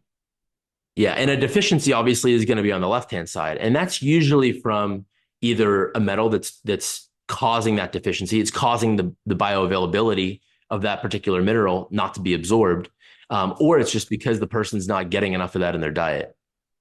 Yeah. Yeah. I know with the copper zinc thing, it gets so complicated, especially when you look at both sides, like you said you did. And I know the HTMA guys have interviewed. They're like, yeah, even if you have copper toxicity, you still want to take some copper with your zinc. You just want to take more zinc, but also take copper. Exactly. Yeah. Yeah, that's exactly right. Because they have this synergist relationship. So you want to make sure that there's a little bit of balance there. Even though if there's excess copper, you still want to take more zinc than copper, but you technically need both. Yeah. Um, Fascinating. So John Gamble, is he the guy that wrote that book that you referenced at the start? Yeah, he wrote Okay. Mastering Chronic Disease. Okay. He was one of the first adopters. He's a homeopath. Hmm. And I mean, this book is like one of the best test interpretation manuals that we have. And I've learned a lot from this book and from him. And he uses homeopathy to, the theory is to give minute amount of doses to then the body will then take that and then help excrete it. I've never really played around with homeopathy too much. I really want to start. It is a little bit difficult to find in the US, but there are some amazing homeopathic remedies that are in the book for particular metals that I That's really want awesome. to play around with at some point. Yeah. That's cool. Yeah, I interviewed Anton Fedorenko. He has infopathy where it's imprinting like basically homeopathics into water. Oh, This nice. sounds super out there, but I felt the effects, and you can do blind taste tests and they can tell the difference. So it's kind of a fun way to do. I mean, he says it's different, but it's kind of similar. From a So frequency and mhm. vibration standpoint. Yeah. I mean, that's Yep. awesome. And that Yep. stuff is really important. Hmm. Yep. Someone asked what area of the dermis is most receptive to these waves so that it emits. As you said, just 4 millimeters through, and that's all basically all it needs to travel. Yeah. So it's like the epithelial cells in the tissue of the hand. So it's technically, in my opinion, penetrating the blood, the cells, and the interstitial space. And the interstitial space is really the beginning of the lymphatic network. So it's giving us an idea of the bioavailability of the minerals and the accumulation of the heavy metals. But the light is penetrating at least one cell membrane. Otherwise, we wouldn't be able to get a reading. So that's kind of what we're looking at. We're looking at the intracellular matrix, so to speak, and how much light is being reflected and absorbed in the tissue, the skin. Now, I've actually done experiments and I've tested the bottom of the foot. And you can technically do that. You just want to avoid, you kind of want to go towards the middle of the foot, like avoid the calluses. And that's the same principle with the hand. We use the hand because one, the pigment's the same across all races and ethnicities, so it's standardized. And then two, it's a major excretion point. Well, both of those things can be said for the foot as well. And I've done experiments with the foot, especially after that ionic foot bath experiment. And what's interesting is that it's almost 95% the same. The only difference, and that blew my mind, but the only difference was that the metals tended to be higher in the foot. And that kind of makes sense to me because I would think gravity, if it exists, is pulling the metals down. You know, the lymphatic system would be running from the scalp to the foot. I would assume that the metals would be slightly higher in the foot. And that's why Michael Fessler is such has such an amazing story and such an amazing philosophy. It's because, you know, our feet are so calloused and for the most part, like, you know, we're wearing tennis shoes all day. We're not putting our feet on the earth. So it's interesting to kind of tie that in and think about the lymphatic system and how we excrete metals. I've also done experiments on like my temple and on my like stomach. And again, 95% the same. When I did and you're not supposed to do this because the pigment is different. So it's not going to give you an accurate reading. So I don't really recommend it. But I did see that the aluminum was the highest in the temple. Really? Yeah. Interesting. Yeah. Which was so, and back to my quote at the very beginning, you know, it's not going to be the same. You're looking at different parts of the body. Now, the reference ranges are going to be off. So that's why it's not, you know, you don't really want to go testing the whole body.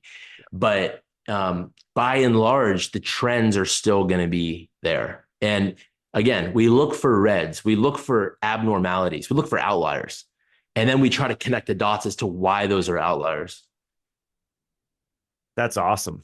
Yeah, I could see how you could spend easily an hour or two just interpreting one person's test. You know? Yeah. Yeah. Yeah, I definitely do. Yeah. Especially when you throw the questionnaire in there, but yeah. Listener asks, I think this is probably the last one. How would this test benefit? This is kind of a big question. A teenager battling depression, anger, insomnia. You'd probably just look at what metals are affecting emotions, right? And yeah, transmitters. And we see a lot of we see this in you know, the rage, aggression, anxiety, depression, OCD, ADD, ADHD with the copper toxicity.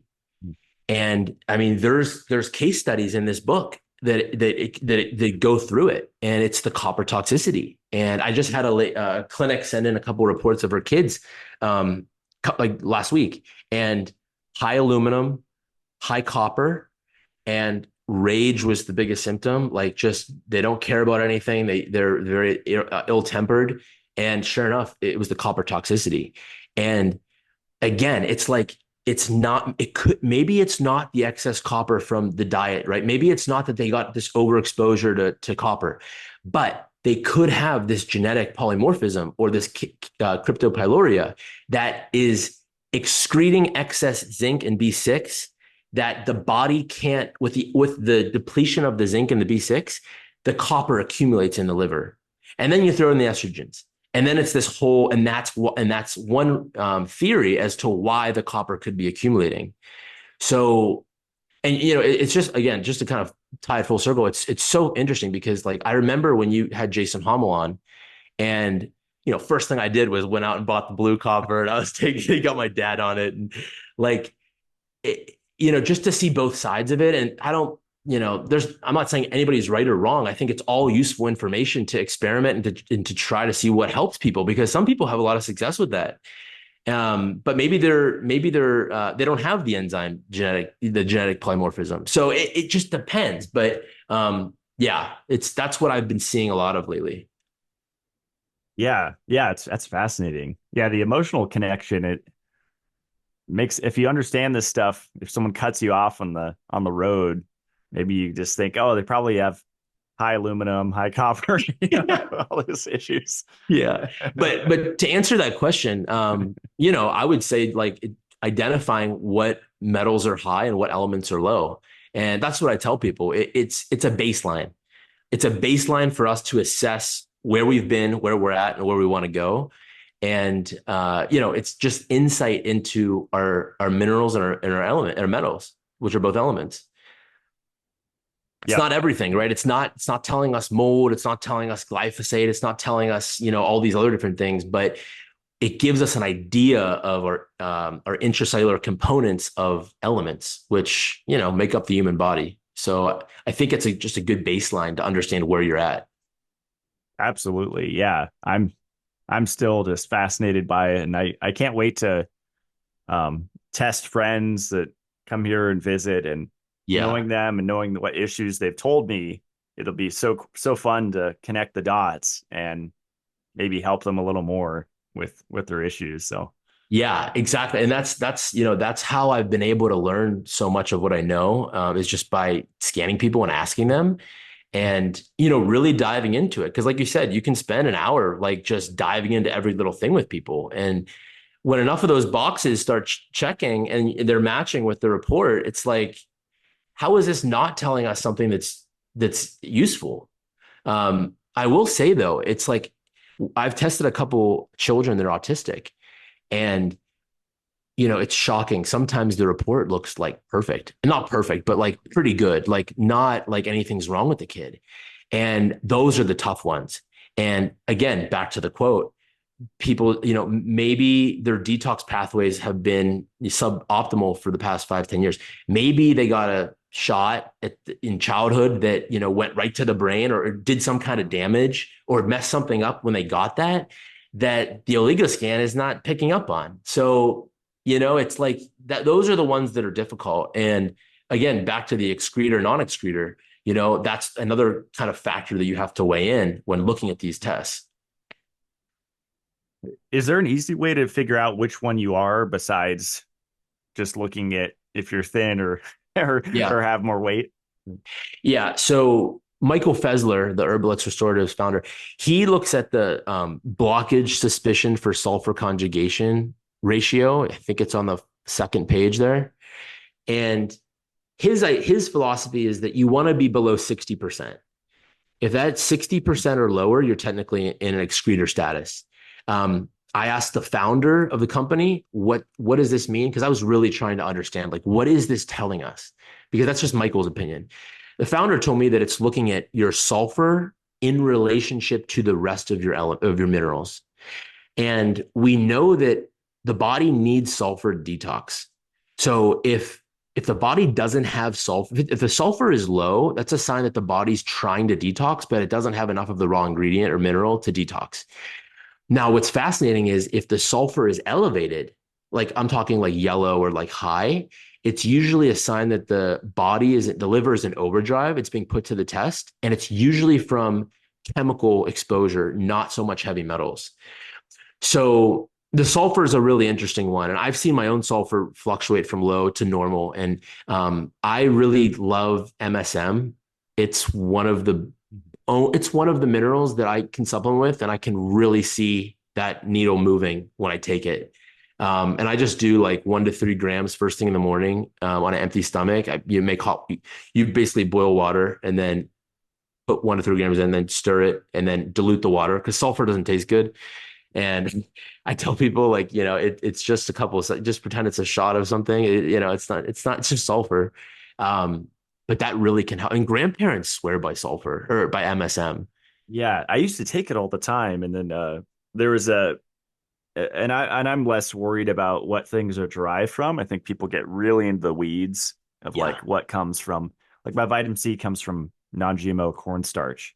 People Yeah. are freaked out about corn, even though it's a superfood. but Yeah. but I guess MSM is usually petroleum derived, I think. And I mean, same with B vitamins, right? Coal tar derivatives. And I really don't think it's a big deal. But I'm just curious your thoughts on that. Or Yeah, that's interesting. I like this brand. It's like 100% organic sulfur. I get it on Amazon, and they apparently have the cleanest process. So not all MSM is created equal. I believe I don't know see, that's a good question. I don't know what theirs is being derived from. Hmm. But yeah, that's a whole other rabbit hole. I do kind of 50-50 on that.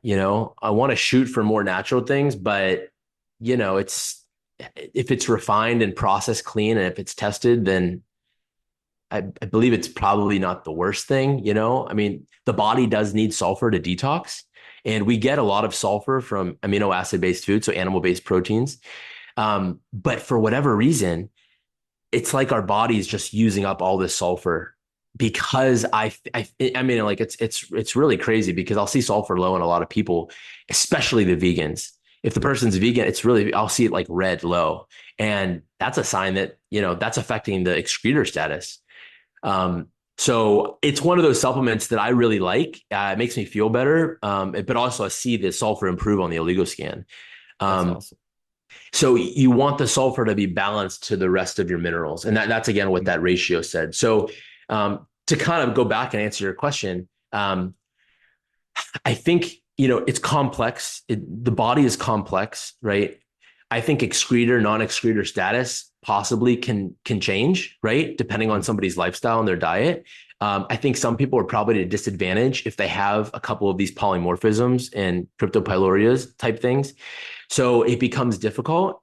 And it's really about how, and that's what when I tell people when they get scanned, like, how long do I wait to get scanned again? Well, how serious are you going to take the changes? Are you going to go back to doing everything the same? Or are you going to really try to make a lot of effort and get rid of a lot of these exposures that you're being exposed to, these metals and toxins? So it just depends. Yeah. It, I think you reminded me when you were talking about like the ionic foot bath and just the journey you've had. I'm sure you've come across some interesting detoxes, probably all the ones that I've tried and played with. I've never tried this one, but I get asked about it at least once a month, like Uh-huh. MMS, like chlorine dioxin. And that my Yeah. friends projectile vomited from that. I wasn't there, but they told me that was their experience with it. Yeah. That's a really hardcore detox, right? Yeah, that's a whole rabbit hole. That Jim, I think his name's Jim Jim. Humble. Yeah, Yeah, Jim yeah. Humble. Wow. I mean, that story is fascinating. I mean, I from what yeah, there's both sides of the story, and I did try that supplement when COVID when started, and it's intense. I mean, somebody's going through like a serious sickness, like what? I don't know what's the word. I mean, I don't. As long as you do small, I don't think it's gonna kill you. But I don't know. I mean, Yeah, again, they I'm might like, have OD'd on it. I don't know how much they yeah. took. Yeah. But I did try it, and it did clean me out like pretty insane, pretty hardcore. And maybe that's not the best thing. But yeah, I have played around with it, but I wouldn't say it's in my arsenal of like it's really I think it's really harsh on the body. Yeah. You did mention the Russian biofeedback devices that your dad used. Did you ever get into like Rife machines or plasma devices or anything? Yeah, I've never got into rife machines. I really want to. They sound fascinating to me. But the bio and that's another thing too. It's like the Oligoscan is not biofeedback. We're looking at spectrophotometry. We're using light and we're looking at each particular element's atomic emission spectra of what that particular element reflects and absorbs light at, and we're understanding the reading. So it's not bioenergetics. Now that being said, this device called the PhysioScan, yeah, it's like you put a headset on and you basically scan the whole body, and you can see there's a scale from 1 to 6 of like the frequency that organ is emitting. And every time I go home, I try it out, and I'm there for like 2 hours, and I'm like sending the right frequency. I'm scanning the body. And what is really interesting is that I remember when my grandpa, he lived till he was 93, and actually it might have been 94, but when we put him on this machine, and when he was like 88, and I think he just started getting dialysis, and his scan was like all sixes. It was all reds. And to me, it's like, wow, it's really interesting to kind of see like how that person's frequency. And then you test my little brother, and it's like all greens because he's young and fit. So it's just I kind of look for like synchronicities like Yeah. that. Yeah. And same with the Oligoscan. Like when I test somebody who's like, in their upper 80s and they've had amalgams for 4 years, and I just see the whole metal chart through the roof. And all the constants are pretty much normal. And it's like, what is that telling you? Yeah. So it's interesting. Yeah. I think the potential to prevent disease is huge just with knowing, like you mentioned, what you're out of balance with. Because I think people think these diseases like cancer just come out of nowhere, but it's mineral imbalance, it's vitamin deficiencies, right? So it's all these things combined. Yeah, after college, I moved to New York City, and I was moving freight. I didn't want to join the family business. I wanted to go out in the real world and like get some experience. And I was moving freight for a high tech freight forwarder for 3.5 years. And I had a dream one day that I needed to go to the jungle and immerse myself in plant medicine. So I went to Peru for 2 weeks right when COVID started. And I came back, the biggest life lesson from that was that it opened my heart. It opened my heart and it made me realize that I was not meant to be a cog in a machine. I was meant to help others and really live in relation to nature. And so I came back from that. COVID just started, and I ended up quitting my job. It just wasn't in alignment. And before I left New York City, and this is right when COVID was getting hot and heavy, good friend of mine told me, hey, you should do this biomagnetism course. It's in New Jersey. So I signed up for it. And it was like this perfect kind of like gateway out of my corporate job into like the area that I wanted to be in. And I'll never forget it. I mean, it was a week-long intensive biomagnetism course. And we learned all about basically how using magnetism can impact the body, and using magnets on specific parts of the body, like over top of organs, and how different fungi, bacteria, viruses, pathogens can live and thrive in certain parts of the body. And we were using magnets to kind of create this inhospitable environment where the pathogens would flee and they'd die off. So it's an interesting topic. I kind of use it here and there, but the information that I learned was really valuable.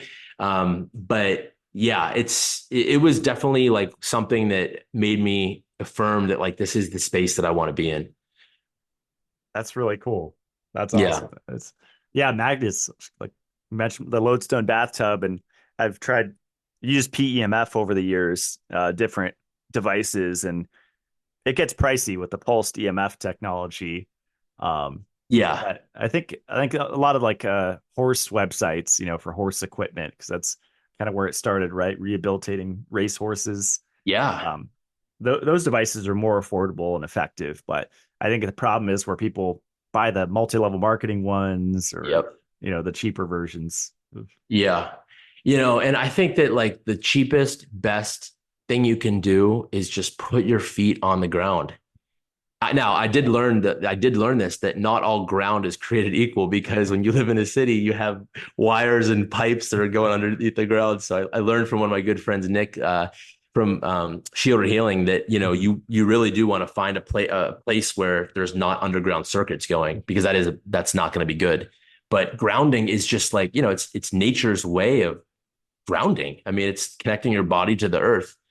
But yeah, I was at a show a couple of weeks ago, and the PEMF is really, it's really interesting. I mean, I sat on one of those beds for 15 minutes, and I felt like $1 million after, and for really the rest of that day. Yeah, grounding's awesome, and I interviewed the Stetzer guy that came out with the Stetzer dirty electricity filters, and he said, the electricity returning to the station goes underground, and so the voltage in the ground is different. I mean, it's new. Like, we didn't have this 100 years ago, or 200 years ago, right? Yeah. Different world in a lot of ways. So yeah.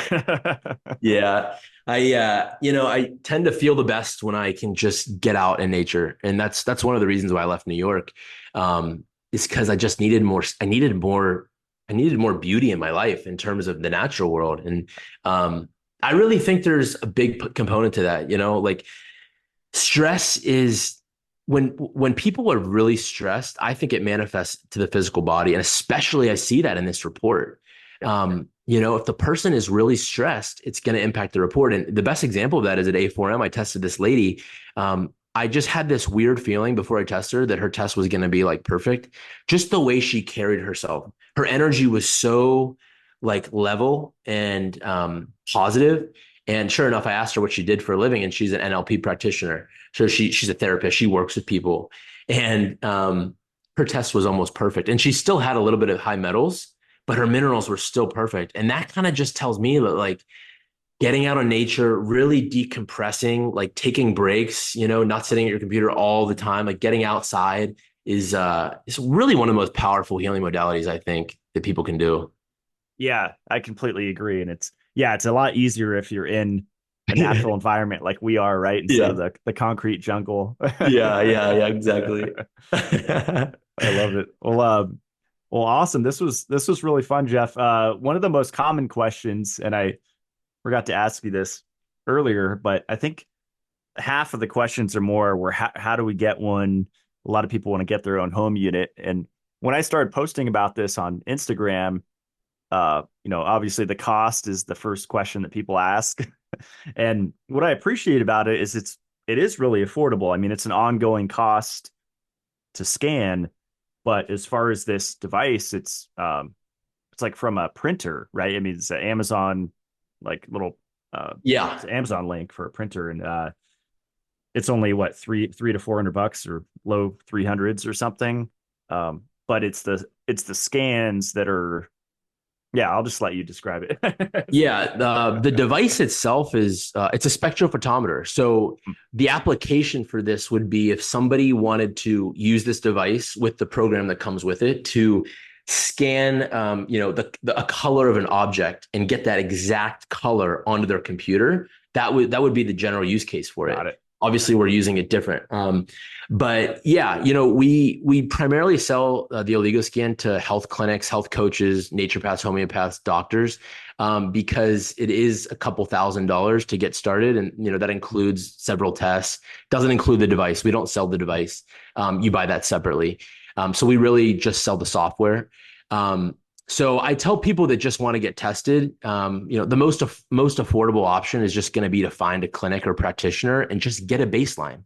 You don't need the device. You don't need to be testing yourself every week. You're not going to see a lot of changes.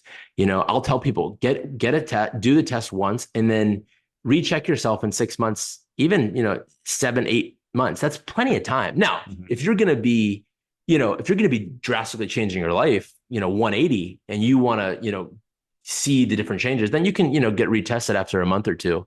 But I at least give it a month. But yeah, for practices and clinics that want to integrate into their practice, or for people that just want to find the closest practitioner, you can just find us at theoligoscan.com and send in a message. That's awesome. Yep. Great. Yeah, I think that answers it all. So this was fun, man. I learned a lot, and yeah, it's inspiring that, like, when you mentioned you learned a lot of this stuff just from talking with people that you scanned. I'm really looking forward to that because that's my favorite way to learn, not from studies, which can be flawed. Yeah. It's Yep. from anecdotals. It's from direct experience, talking to people. I mean, that's really where we get to the truth, I think. Exactly. Yeah. And, the most important, one of the things I learned in Peru is that my heart has to be aligned, and for me, after the first 5, 6, 7 years of the first 5 years of doing this, my test report was still bad. And who am I to tell somebody else what to do when I can't even do it myself? My grandfather always told me to practice what you preach. So for 5, 6 years, I was really, trying to get this perfect test for myself. And finally I achieved that. And it actually came to me when I was in Hawaii, living, in relationship to nature.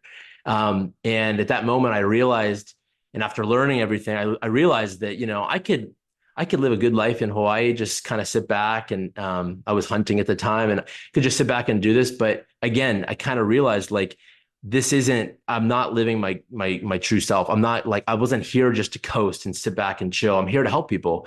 So at that point, I moved back to the mainland and really started diving into it.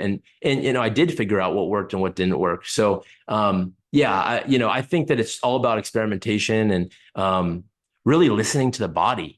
What makes you feel good, what doesn't, and just really, like, acknowledging different symptoms and using discernment to make educated, good decisions.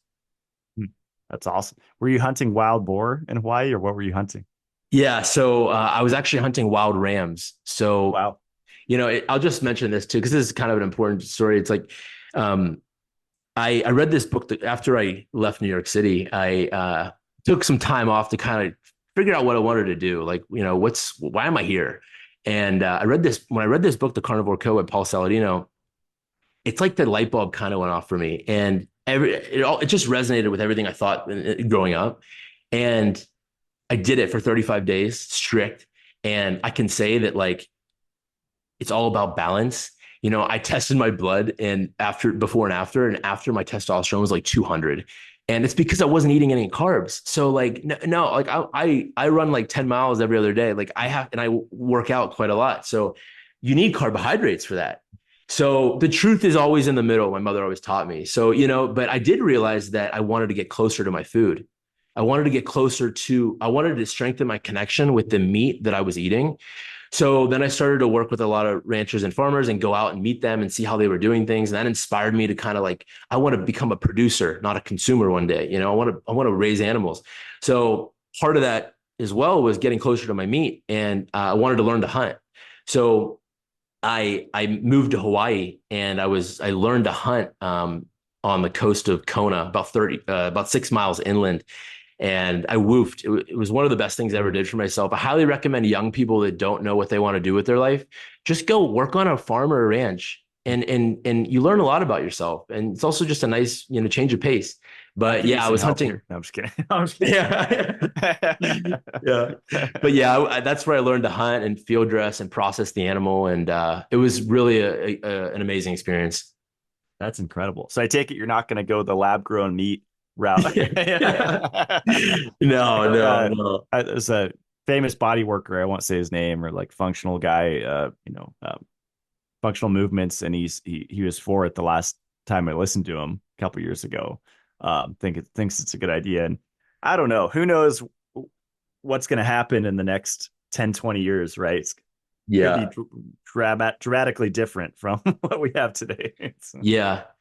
I really resonate a lot with the Native American way of life, and just the relationship they had with their environment and their food and their culture and their everything. But for me, hunting has really been a spiritual thing for me. I mean, it's like I've learned more from hunting than any textbook in growing up, and just the little life lessons. Just being out in the tree stand for 6 hours, with myself and with nature, and looking at the different birds and the squirrels. But it's like initially for me, like, taking that life was hard, like the first animal I took, I, teared up, and I felt really bad, but it reminded me that like life requires life, and, it also really, I learned to field dress the animal, and then I tan the skin, the hide, and then I use all the organ meats, obviously, and I'm using the bones. So I'm really using that whole animal. And, I learned to make like little rattle for my cousin, like out of the sinew. So, for me, it's like that animal, like, will always kind of be with me in my heart. And when I eat that animal, it just reminds me of, wow, like that whole experience and how close I am with, food, but also death, so Yeah, yeah, I think it's really powerful. that's cool. Yeah, I'm in gun country, and so I can shoot right out my door, and have ground squirrels tearing up, and they burrowed into my chicken coop. We dug down, there's wire, and they still got in. They burrowed a tunnel, and they Yeah. eat the chicken feed. And so, yeah, the first five squirrels I shot a couple years ago with my 22, I was sad. And then by the 200th, now it's just like target practice, Yeah, yeah, yeah. and the birds will come and take the body. So it's a circle of life, and it doesn't get wasted. So Yeah. I'll have to come up there and teach you how to shoot with a bow, that'd be because awesome. I've found that is one of the most meditative things that you can do. And it's hard, but it's definitely doable. But it's such a meditative practice, to go out there and just shoot your bow and really work on your technique. And it's fun. I love it. Yeah, I'll have to try that with the squirrels. That'd be fun. Yeah. Because I was getting into recurve for a while, and I would set up a target, and off and on the last, I don't know, 6 years.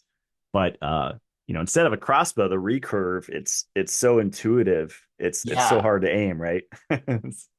Yeah, I was way more difficult, and Yeah. definitely more in a line, more relative to what our ancestors used. Not these compound bows that are like dialed in, but the Scope, recurve. and yeah. Yeah, the scope, and that's my goal. That's the next step. So kudos to you for giving that a whirl. That's awesome. Well, cool, Jeff. So you said the Oligoscan, what was the website again? Yeah, theoligoscan.com. Awesome. I'll put the link below. And thanks for coming on, man. This was a lot of fun.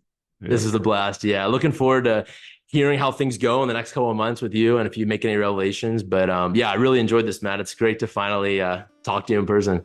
Great to connect. Yeah, it's awesome. Stick around as we close out the show. Thanks, Jeff. Cool. You got it. Well, that was a really fun show. I'm interested in exploring the excretor and non-excreter idea a little more because that's the first time that I've heard about that. And I'm sure it's in the book Mastering Chronic Disease that Jeff referenced from John Gamble. I'm really looking forward to getting that book and exploring more of these ideas. If you're curious to get a scan, then I recommend going to the Oligoscan website and finding a practitioner near you that can give you a scan. If you want to make it a business, then you could reach out to them at info@springdalehealth.com. And just a heads up, even though the device is only a few $100s on Amazon, the scanner, to get the software and the ability to do your own scans at home, it is a couple $1,000 investment to get started. So it kind of depends where your goals are. If you just want to, like Jeff said, test every month, if you're completely changing things around and maybe megadosing zeolite like myself, sweating in the sauna regularly, then like he said, testing every month would be good. And at that point, you might want your own device. But if you just want to see where you're at and get a baseline and then test again in 5 or 6 months, then I think it's much more affordable and it makes more sense to just find somebody in your area that has an Oligoscan device in the software. Full disclosure, I'm not an affiliate. They don't have an affiliate program as far as I know.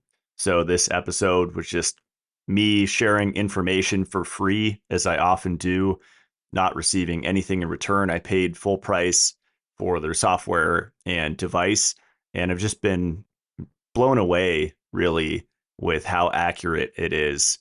Like I said, when I first got it, I did a back-to-back scan, maybe 5 or 10 minutes apart, and they were almost identical. And of all the cancer summits and conferences I've been to over the last 14 years, biohacking events where they have booths with different bioenergetic scanners, I really wasn't expecting this to be that accurate and effective. But as he said, it's way different from bioenergetic scans. This is actually using a real science of spectrophotometry. So if you've never gotten a Oligoscan, highly recommend getting it done. And let me know on social media if it was accurate for you. I mean, the fluoride thing for me blew me away because it's supposed to be a lifetime. I'm 36 years old. Chronologically, it's supposed to show the accumulation over that time. And I've only been using fluoride toothpaste for the last year and a half because I feel great on it, as I was talking to Jeff about. But I was so surprised that that already showed up in my hand. And I really think that's because I wasn't keeping up on my iodine. I supplement pretty much everything else and just kind of forgot about iodine and also selenium. So I've been reintroducing those 2 nutrients and I feel a lot better. If you want to check out my website, it's matt-blackburn.com. You can read about my CLF protocol. That stands for calcification, lipofuscin, and fibrosis. And it's a really cool protocol's got a bad rap. People think that there's not a one-size-fit-all. This is pretty close to it because I'm not talking about doing anything crazy. I'm talking about checking your vitamin D level. If it's too low or too high, there's a curve. And you want to be in the center of that curve because if you're on either side of the spectrum, then you have parathyroid hormone increasing, which will take calcium out of your bones. And especially if you're magnesium and K2 deficient at the same time, you're going to get extreme soft tissue calcification. And that's one of the primary ways that we age and break down. I mean, I used to work at a juvenile hall facility, and all the teachers and older people that I worked with were just breaking down like old cars. And I could just see the calcification in all of the different surgeries that they were getting.